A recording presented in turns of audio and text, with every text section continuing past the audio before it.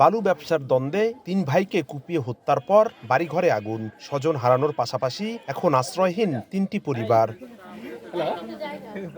প্রত্যক্ষদর্শীরা জানান, মাদারীপুরের খোয়াজপুর ইউনিয়ন স্বেচ্ছাসেবক লীগের সাংগঠনিক সম্পাদক সাইফুল সর্দারের সঙ্গে ডেজার ব্যবসা নিয়ে বিরোধ চলছিল একই এলাকার শাহজাহান খানের। এরই জেরে শনিবার সকালে হঠাৎ সাইফুলের উপর হামলা চালান শাহজাহান খান ও তার লোকজন। প্রাণে বাঁচতে সাইফুল পাশের একটি মসজিদে প্রবেশ করেন। তাকে রক্ষায় বড় ভাই আতাউর সহ অন্যরা এগিয়ে যান। এ সময় প্রতিপক্ষের লোকজন ঘটনাস্থলেই সাইফুল ও তার বড় ভাই আতাউরকে কুপিয়ে হত্যা করে।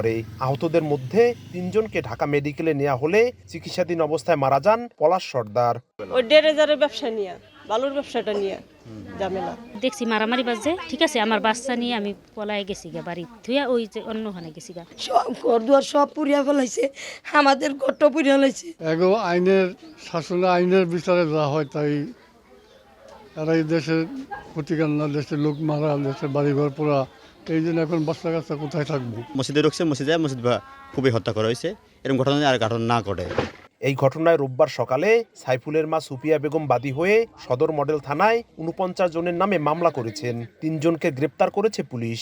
উক্ত ঘটনার বিষয়ে আমরা অভিযান চালিয়ে প্রাথমিকভাবেই ঘটনাস্থল থেকে ৩ জনকে আসামি করতে সক্ষম হই। এলাকার পরিস্থিতি এখন স্বাভাবিক আছে। এ বিষয়ে পুলিশের অভিযান পুলিশের কাছে তৎপর আছে। সাইফুলের বিরুদ্ধে ছিনতাই সহ একাধিক মামলা আছে বলে জানিয়েছে পুলিশ। পলাতক আছেন মূল অভিযুক্ত শাহজাহান। সঞ্জয় কর্মকার, অভিজিৎ, সময় সংবাদ, মাদারীপুর।